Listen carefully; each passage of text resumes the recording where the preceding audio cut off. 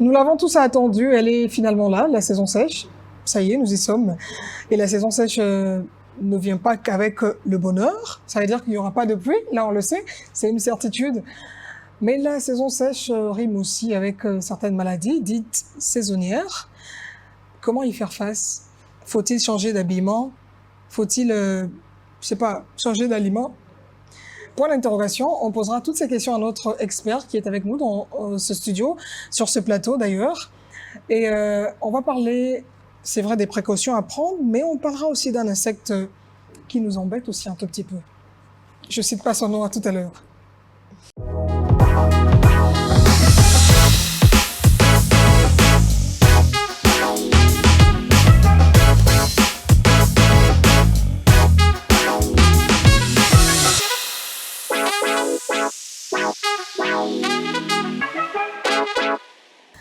On parle aujourd'hui des maladies dites saisonnières avec le docteur Didier Ndjibou. Docteur, bonjour et bienvenue. Bonjour Madame Dembé. En forme, Merci docteur? Beaucoup. Très en forme, oui. Curieusement, vous ne devrez qu'être en forme parce qu'aujourd'hui c'est un jour spécial pour vous, on dirait. Un jour très spécial, effectivement. Celui de ma naissance. Ouh, l'anniversaire. C'est mon anniversaire, oui. Chapitre Mabanga juste à la fin. Je crois que Guélon et Popova me le permettent. Oh, vraiment. On fera chapitre Mabanga. On n'a jamais fait des Mabanga. Séance pire là, on n'a jamais fait ça. Ok. Aujourd'hui là, à la fin, En on fera tout cas. séance Mabanga. Bien, Parce merci. que c'est un jour spécial, hein, docteur. Merci beaucoup. On parle des maladies saisonnières. Ça vous dit quelque chose? Bien évidemment, les maladies saisonnières, ce sont effectivement des maladies qui surviennent justement à cause de changements de saison. Nous venons de quitter la saison de pluie et maintenant nous sommes dans une nouvelle saison. Alors cette mutation-là expose le corps en fait à des changements aussi qui s'opèrent en dehors du climat. Le corps subit aussi des changements. Et cette mutation-là, cette transformation de saison a des impacts effectivement au niveau de la santé et constitue un groupe de problèmes que nous appelons les maladies dites saisonnières. Mais essentiellement, chez nous ici, nous avons essentiellement la grippe qui est la principale maladie qui nous atteint beaucoup plus lorsque nous changeons de saison. Mais certaines autres maladies aussi qui sont courantes déjà sont parfois aggravées par la saison sèche ou encore d'autres qui sévissent un peu moins en saison sèche qu'en saison de pluie. On va les évoquer toutes, ouais. On va les évoquer tout au long de cette émission. Effectivement. Docteur, il paraît qu'on a reporté la saison sèche. Moi, je sais pas. C'est juste, j'aurais pas qu'on a reporté la saison sèche. Mais bon. Elle est finalement là, on dirait, hein. Non, effectivement, la saison sèche, elle est oh, l'argent des frayons est parti. Non, la saison sèche est là. La saison sèche est là. C'est vrai qu'avec tout ce qu'il y a comme changement climatique, avec les gaz à effet de serre et tout ça, les périodes que nous avons connues autrefois, du 15 mai et tout ça, ne sont plus vraiment sur le plan de calendrier respectés à ce jour.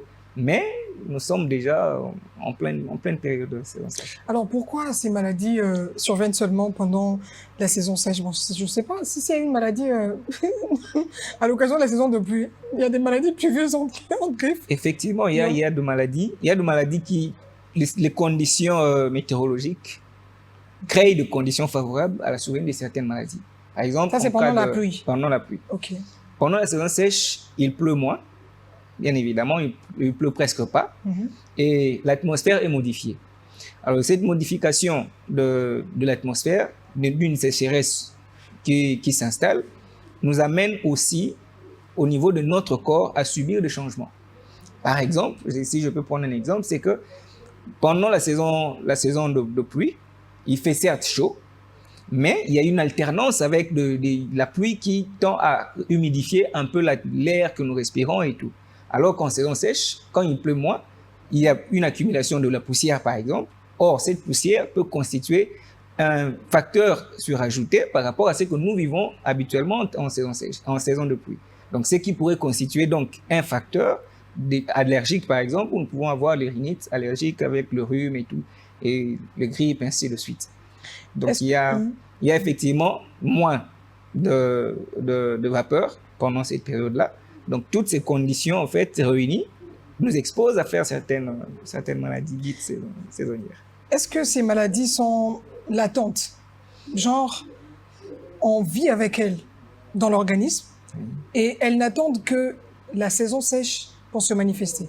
Bien évidemment que les maladies saisonnières dites, par exemple la grippe, prenons le cas de la grippe, c'est une maladie qui peut c'est causé d'abord par un virus. Donc le virus, il est là, que ce soit en saison sèche, que ce soit en saison de pluie. Le virus, il est là, il peut être dans l'organisme, on peut le contracter.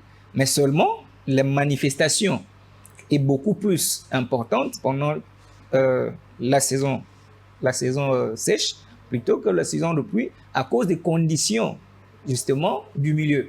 Donc ce sont les conditions du milieu qui favorisent effectivement l'éclosion de ces maladies. Mais ce sont des maladies qu'on peut contracter. On peut faire une grippe en pleine saison de pluie.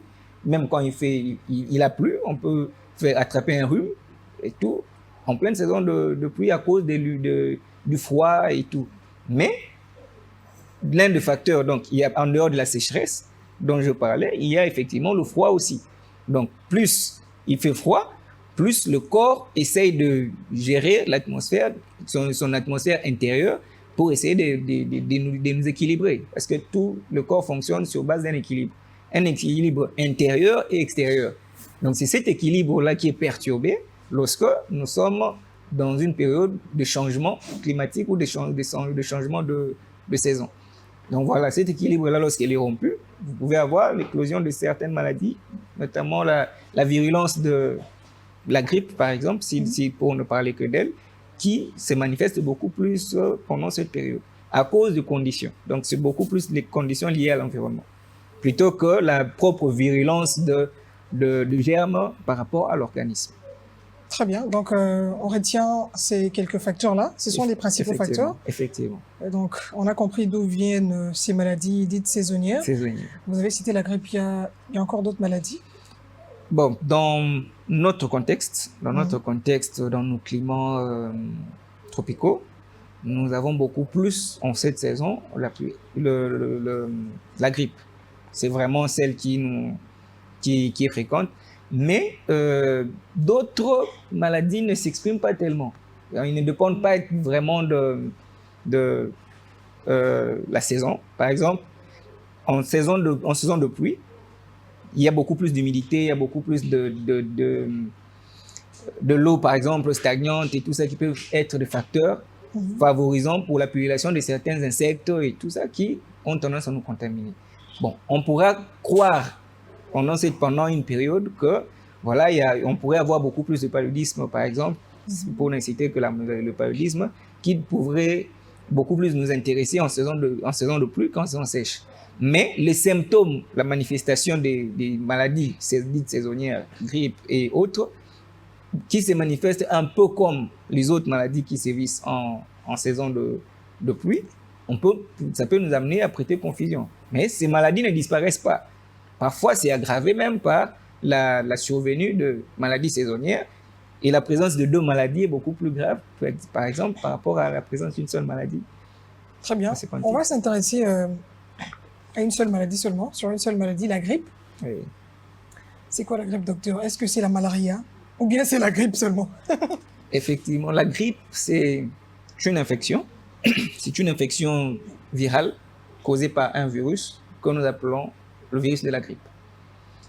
Nous avons plusieurs sérotypes.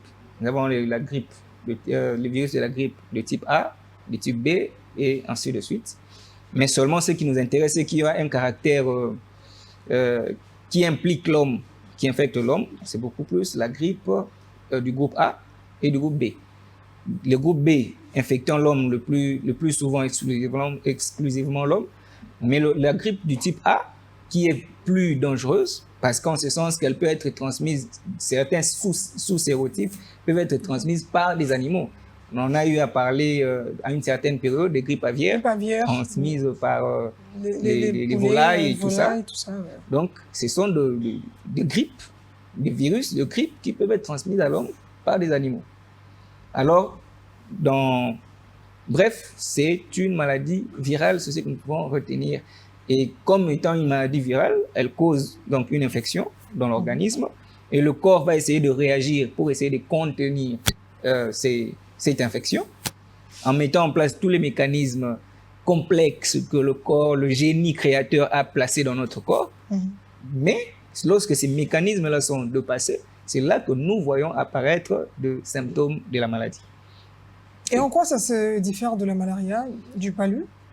Sur le plan symptomatique, il y a des différences en ce sens qu'il y a beaucoup de symptômes qui sont communs à la grippe et à la malaria par exemple. Dans ce sens qu'en cas de grippe, on peut avoir de maux de tête. Hein. Dans la malaria, on peut avoir de maux de tête. On peut avoir des courbatures. Dans les deux cas, on peut avoir de douleurs musculaires. Dans les deux cas, on peut avoir de la fièvre. Dans les deux cas, ce sont tous des maladies fébriles. On peut avoir d'autres symptômes généraux dans les deux cas, mais sur le plan spécifique, il y a beaucoup plus de signes respiratoires qui s'ajoutent dans le cas de grippe par rapport aux signes de la malaria. Mais il y a une forme de malaria qui aussi a une manifestation respiratoire.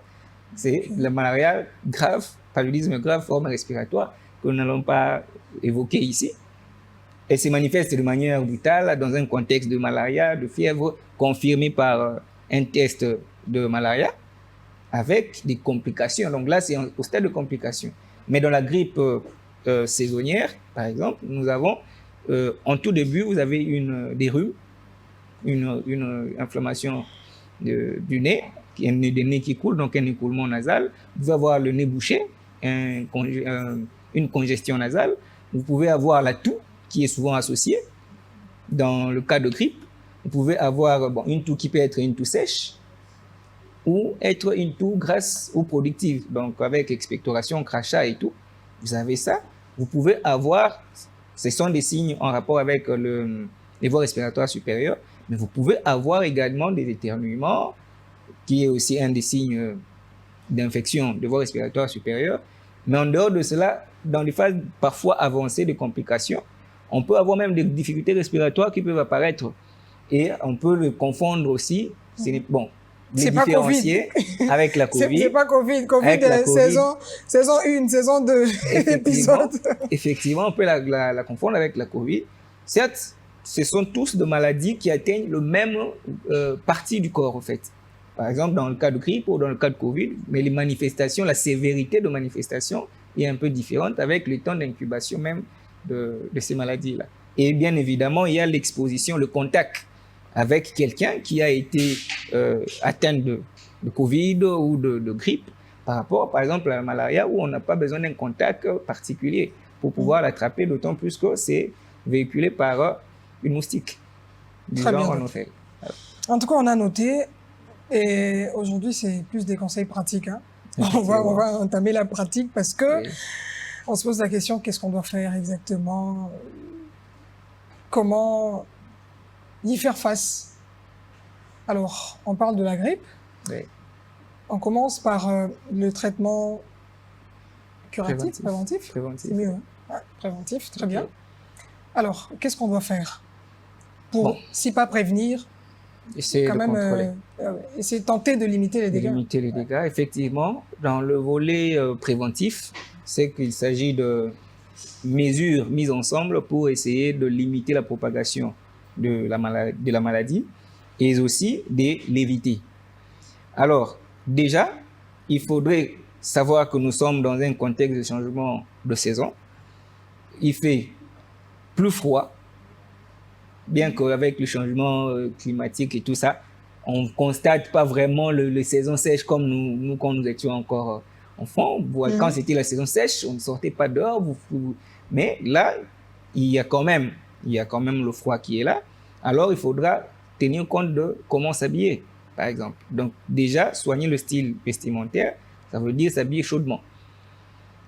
plus vous vous exposez au froid, plus vous avez la facilité de créer des conditions pour que le virus, si vous l'avez déjà, puisse se manifester, ou si vous ne l'avez pas encore, de le contracter, parce que c'est facilité par le froid. Donc, s'habiller chaudement, éviter les boissons froides, privilégier les boissons chaudes. Mais on dit que quand c'est froid, il faut prendre un truc frais. Quand c'est pas ça? Non, en tout cas, en cas de froid, parce que dans les conditions climatiques froides, il faudrait, en prenant le froid, des boissons froides, on aggrave en fait la situation. Ok. On aggrave la situation parce que le microbe a besoin du froid pour pouvoir se développer. Il a besoin de ce froid-là. Et il trouve un froid extérieur, donc l'environnement, et vous créez encore un environnement froid à l'intérieur de vous. Alors que l'organisme est en train de mettre en place un système de chauffage interne pour essayer de maintenir votre température dans les limites normales. Donc vous, quand vous prenez les boissons froides, vous rabaissez ces températures et vous exposez à beaucoup plus à faire la maladie. Donc, nous allons privilégier les boissons chaudes pendant cette période. Okay. Et en dehors de cela, nous avons, donc, sur le plan de boissons, les boissons chaudes, nous avons également, bien sûr, même dans notre environnement où nous dormons et tout, nous éviter beaucoup plus de s'exposer au froid, climatisation, tout ce qui est ventilateur et tout ça, essayer vraiment de réduire l'utilisation. Et en dehors de cela, nous avons également l'alimentation. Sur le plan alimentaire, le corps, pendant cette période, se retrouve un peu affaibli à cause des conditions climatiques externes. Nous avons besoin d'un renfort en boissons, en aliments basiques, c'est-à-dire le fruit, beaucoup plus de fruits pendant cette période. Déjà d'ailleurs, il y a beaucoup des oranges et tout le fruit que vous voulez, qui apportent de la vitamine C, qui va aider le corps à justement se battre contre le microbe.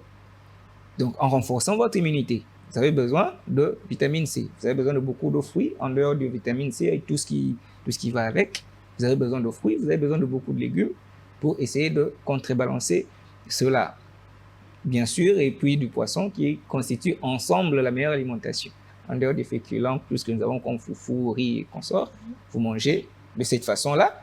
Et aussi, sur le plan alimentaire, bon, de viande, un peu toujours moins, je conseille toujours de manger moins de viande, le moins de viande que possible, bien qu'on ait besoin de protéines animales aussi. En tout cas, comme on dit, c'est la répartition, c'est 70-30. Donc 70% de ce qui est légumes, fruits et tout, et 30% de viande. Comparé à ceux qui ont l'habitude de manger le grand beaucoup, beaucoup de viande et un peu de légumes et tout. Alors, en dehors des aspects alimentaires, donc préventifs, vous créez des conditions favorables au corps de pouvoir se battre contre, effectivement, cette infection dite virale. Ça, ce sont les mesures préventives. Sur le plan curatif, qu'est-ce que nous... Mais toujours pour les mesures préventives, docteur, oui. Je sais pas, je vais parler du sport plus tard. Oui. Vous connaissez le Congo Bolo? Le Congo Bolo, effectivement. Je ne fais que citer, hein, je n'ai rien dit. Vous connaissez comment on appelle ça encore? La citronnelle. La citronnelle. Vous avez une idée sur ça, non? Oui, bien évidemment. Ok. Ce sont des tisanes que l'on peut consommer. Ça ne peut pas nous aider à lutter contre la grippe? Ça peut aider dans le sens aussi, parce que si vous voyez, nous avons toujours tendance à le faire bouillir, okay? Parce que le gaz que ça dégage, déjà c'est... Même l'inhalation, là, ça peut déjà aider, mais beaucoup plus, la chaleur aussi que cela dégage, ça aide le corps justement à pouvoir résister. Okay. Donc la prise des tisanes ne pas contre-indiquée dans le cas de la gestion de la maladie. Très bien. On va parler du sport aussi. Hein. Est-ce que ça joue effectivement, aussi un rôle le sport, il est, en tout cas, il permet au corps d'être performant. Ça renforce un peu votre corps et tout. Ça a vraiment sa place au sport. Et ça permet au sang de circuler librement dans le corps et tout, et d'atteindre tous les organes, même là où il y a des microbes et tout. Les soldats, bien sûr, du corps vont aller atteindre toutes les parties du corps grâce à une bonne circulation sanguine et vous protéger effectivement contre ces maladies.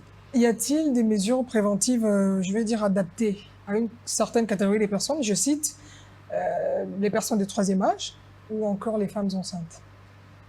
Bien évidemment, ce sont des mesures d'ordre général toujours que nous appliquons. Oui. Ces deux catégories peuvent appliquer oui, effectivement, les mêmes mesures que vous venez d'évoquer. Les mêmes mesures que tout le monde, parce qu'il n'y a pas de spécificité. En termes de gravité, oui, on a tendance à, dans des cas de grossesse ainsi que de personnes de troisième âge, l'organisme est préalablement... C'est pas la même réaction en tout cas. A une immunité un peu réduite par rapport aux autres catégories, mais seulement dans le contexte climatique, saisonnière et tout ça, il faut juste l'éviction d'abord des contacts avec des personnes qui sont malades, qui sont déjà atteintes du virus. Il faudrait éviter. Et bien évidemment, éviter de se saluer tout le temps, à tout bout de champ, quand quelqu'un est déjà enrhumé et tout, de se saluer par le main et tout pendant cette période.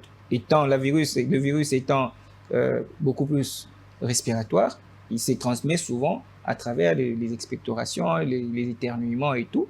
Et lorsque quelqu'un est contaminé, si vous ne mettez pas une barrière, donc en évitant un contact direct avec la personne, ou encore lorsque la personne tousse, que vous retrouvez en face de la personne, et cela constituerait donc de facteurs d'exposition. Réduire beaucoup plus l'exposition avec des personnes malades, atteintes des virus. Donc sur le plan préventif, je crois que l'ensemble des mesures, c'est ce que nous avons évoqué. Très bien. Traitement curatif? Sur le plan curatif, ce que nous pouvons dire, c'est que la grippe, ce qu'il faut d'abord savoir, étant une pathologie virale, les maladies virales sont traitées avec des antiviraux. Mais seulement les antiviraux, dans le cas de grippe, ne sont pas toujours utilisés et pas toujours accessibles dans nos milieux. Voilà pourquoi nous nous adaptons. Le corps, généralement, dans le cas des virus, se débarrasse seul du virus. Mais nous, ce que nous faisons, nous allons essayer de traiter de manière symptomatique. Nous donnons, en cas de fièvre, des antipyrétiques. En cas de douleur musculaire, douleur articulaire et tout ça, nous donnons des antalgiques, des antidouleurs ou des anti-inflammatoires, selon le cas, ou du paracétamol. Nous essayons de donner, en cas de toux, des antitussifs, expectorants, en cas de, lorsque la personne a de crachat et tout ça, on donne des expectorants. Lorsqu'il s'agit d'une toux sèche, nous donnons des antitussifs pour essayer d'arrêter la toux et tout. En dehors des antitussifs, on donne parfois il y a aussi effectivement les antiviraux, mais en tout cas, l'utilisation des antiviraux est vraiment limitée. C'est vraiment limité. La réalité, c'est qu'elle est vraiment limitée dans notre milieu. Et généralement, avec les traitements symptomatiques et le repos, parce que pendant cette période-là, le corps a besoin de se ressourcer. Alors, le repos, associé à toutes les mesures d'accompagnement, le repos et les traitements symptomatiques, nous obtenons un bon résultat sur le plan curatif. Bien évidemment, en excluant toutes les autres causes de fièvre et tout. S'il y a une malaria, on soigne. S'il y a autre chose, on soigne. Mais en restant sur la grippe, c'est ce que nous utilisons. Donc les virus, le corps s'en débarrasse tout seul au bout de quelques jours, parfois 1 ou 2 semaines. Le corps s'en débarrasse. Donc une personne qui souffre de la grippe peut rester pendant 1 semaine comme ça et puis après la maladie disparaît d'elle-même. Oui, mais seulement lorsque les symptômes, parce qu'il faudra permettre à la personne de vivre tranquillement. Sinon, vous risquez d'être allongé pendant 1 semaine en attendant que votre grippe passe et puis vous reprendre le boulot. Mais en accélérant le processus, on peut donner certains suppléments en zinc, tout ça pour essayer de renforcer l'immunité, en vitamine C et tout ça. On crée ces conditions-là pour permettre, toutes ces mesures vont permettre au corps tout simplement de pouvoir s'armer pour pouvoir combattre de manière autonome ces virus et l'évacuer. Très bien. Docteur, on tend déjà vers la fin de l'émission, mais on ne va pas se quitter sans que vous ne voyez une image. Je ne sais pas si on parle le même langage avec la régie. L'image d'un insecte. Ok. Qui est devenu, vous le voyez, hein, oui. À l'écran là-bas. Bien évidemment. Je sais pas, c'est en fait la star de la saison sèche. Hein. Ouais, bon. Vous connaissez cet insecte? Effectivement, effectivement. Il s'agit de ce que nous appelons en termes consacrés les pédérus. Ekonda en lingala. Pederus Ouais. ou Ekonda en lingala. Donc, c'est un insecte de la famille des coléoptères. Donc, je vais vous épargner tout ce qui est scientifique, qui normalement est inoffensif. Hein. Ah. Il est inoffensif. Il vit Pourtant, il calmement. nous agresse même. Non, non, il n'agresse pas. Les condamnés n'agressent pas les gens. Il est inoffensif. Il fait son boulot, celui de protéger la nature en mangeant de petits insectes et tout ça qui sont dans le milieu. Bien sûr, il sévit beaucoup plus dans les endroits où il y a beaucoup d'humidité. Beaucoup d'humidité. Et il joue son rôle dans l'équilibre écologique. En réalité, c'est nous qui les dérangeons. En ce sens que lorsqu'ils circulent librement, nous essayons de les tuer parce qu'ils marchent sur nous. Alors qu'en réalité, lorsqu'on ne les tue pas, ils sont inoffensifs, ils ne font rien. Effectivement, dans leur constitution, ils ont dans leur corps une substance qui est toxique pour la peau, qui peut entraîner une dermatite lorsqu'on le crase.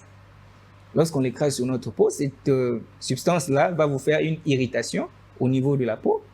Mais c'est pas beau à voir, hein, franchement. Effectivement, effectivement.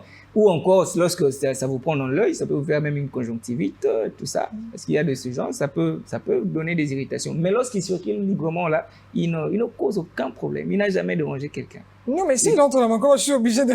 Non, mais c'est nous qui le tuons, c'est nous qui le dérangeons. Eux, ils sont juste en train de circuler librement dans la nature. Pour eux, lorsqu'ils circulent sur votre corps, ils sont dans la nature. Ils ne vous ont rien fait. C'est vous qui les tuez. Docteur, s'il est ici, sur le coup, ici, qu'est-ce qu'on va faire? Ce que nous allons faire, c'est justement pendant cette période d'éviter d'écraser, de tuer tout ce qui marche sur nous. Parce qu'effectivement, il faut juste souffler. Ce matin, d'ailleurs, en sortant, il y en avait un qui marchait sur moi. Et le réflexe, c'est vrai que c'est un réflexe, c'est que quand quelque chose marche sur vous, vous avez tendance à taper dessus. Exactement. Alors, cet insecte nous enseigne qu'il ne faut pas toujours taper, parce que taper peut s'avérer dangereux. Et effectivement, vous pouvez juste souffler ou essayer de le dégager sans pour autant l'écraser. Et c'est de cette façon-là que nous pouvons prévenir effectivement les atteintes de peau, cette dermatite, ou encore lorsqu'il y a une atteinte de l'œil, une conjonctivite et tout. Mais seulement lorsque vous avez déjà écrasé, hein, sur le plan le liquide est déjà, c'est déjà déversé sur votre peau, ça irrite votre peau. Hein, c'est une pédérine, en passant pour ceux qui sont très scientifiques, c'est la pédérine, cette substance-là. Lorsque ça vous brûle votre peau, ça vous laisse une forme de brûlure. Vous pouvez vous rendre à l'hôpital. On vous soit acheter une crème. On ne met rien, Pepsodent, non. Bon, Pepsodent. Je dis ça, je dis rien. Dentifrice, en fait. Il y a de crèmes adaptées. Il y a des crèmes adaptées à base de corticoïdes pour essayer d'éliminer effectivement, cette inflammation. Puis, Parce qu'il s'agit d'une inflammation de la peau. Donc, les crèmes de corticoïdes au niveau cutané permettent justement de pouvoir traiter ce genre de problèmes comme d'autres problèmes de peau qui surviennent. Et en dehors de cela, parfois en cas de surinfection, on peut donner des antibiotiques. Parfois, s'il y a de fièvre, parce qu'il y a certains, lorsque ça dépend du niveau d'atteinte. Lorsque l'atteinte est minime, bon, parfois ça passe sans rien faire, sans qu'on ait fait quelque chose, ça passe et tout, c'est fini. Mais dans les cas les plus graves, on peut aller avec des corticoïdes, des crèmes antiseptiques, on peut aller avec des antibiotiques, on peut aller avec des anti-inflammatoires et autres pour essayer de pouvoir traiter le problème. Oh, docteur Didier Ndjibou, ça a toujours été un réel plaisir de vous avoir sur ce plateau. Je vous en prie, je vous remercie. On a fini, mais on ne va pas finir. Vous connaissez la tradition, vous allez regarder votre caméra pour qu'on retienne l'essentiel. Qu'est-ce qu'il faut faire pour limiter les dégâts, pour faire face aux différentes maladies que nous apporte la saison sèche? Allez-y. Voilà, ce que nous pouvons retenir de cette période, c'est qu'il faut d'abord prendre conscience que nous sommes dans un contexte de changement de saison. Et la prise de conscience nous amène à pouvoir mener des actions dans le sens d'éviter la survenue de ces maladies, en nous habillant chaudement, en prenant des boissons chaudes, en évitant de s'exposer dans des régions froides et bien s'alimenter, boire suffisamment parce que nous sommes dans une saison sèche. Ça veut dire que la déshydratation aussi est là, donc il faut boire suffisamment. Et aussi lorsque vous êtes malade, rendez-vous à l'hôpital. Lorsque vous avez des symptômes et tout ça, rendez-vous à l'hôpital, que l'on puisse identifier le problème, parce que l'identification du problème fait partie de la solution. Donc voilà, vous devez vous rendre à l'hôpital, qu'on identifie votre problème. S'il s'agit de la grippe, on va vous prendre en charge. S'il s'agit d'autres choses, on va également vous prendre en charge parce que les symptômes de la grippe ne sont pas toujours évidents par rapport aux autres maladies qui peuvent être associées ou qui peuvent avoir la même manifestation que cette maladie. Donc, on va faire un diagnostic différentiel pour vous. Docteur Didier Njibou, médecin généraliste, merci beaucoup d'avoir répondu à nos questions. Je vous en prie, madame. Régie, permettez-moi, on ne va pas se quitter quand même sans une petite séance des pierres. Hein? Je dis ça comme ça, littéralement. Bon, en tout cas, docteur, joyeux anniversaire déjà. Merci beaucoup, madame. Alors, je vous laisse juste quelques secondes pour saluer madame et voilà. Effectivement, je tiens à saluer madame mon épouse, Francine Moussomba Njibou, qui me suit. Alors, merci pour ton amour, merci pour tout avec tous les enfants. Le docteur est romantique. Voilà. Et je salue maman parce que c'est son jour. C'est elle qui m'a donné vie. Maman Adèle Ngoyi Njibou. C'est elle qui, dès là où elle est, en tout cas, beaucoup d'amour pour vous, maman. Et merci pour la vie. C'est grâce à vous que je peux me tenir là et parler à cette auditoire. Merci, docteur. Donc, vous n'avez que... Aïe, docteur. Les autres, je vous salue, tout le monde, je vous salue, je vous aime beaucoup. Voilà. Et moi aussi, on attend à ce que je puisse saluer. Non, moi, et particulièrement Madame Dembe, qui m'a donné cette occasion de pouvoir... Bon, moi, je vais saluer en tout cas à tous ces héros dans l'ombre qui m'ont justement permis d'arriver jusque chez vous. Je salue Gelore Popo, Donatien Lutundula, je salue Béni Tandouf, Isaac Boukassa et Patrick Nganga. Ce sont ces personnes qui constituent en fait l'équipe technique. Merci à vous également de nous avoir suivis. En tout cas, vous avez tout retenu en ce qui concerne la saison sèche. Priez d'appliquer surtout les conseils, s'il vous plaît. C'est déjà la saison sèche. Allez, on se revoit au tout prochain numéro. Merci de nous avoir suivis. En tout cas, bonne suite de nos programmes. Au revoir.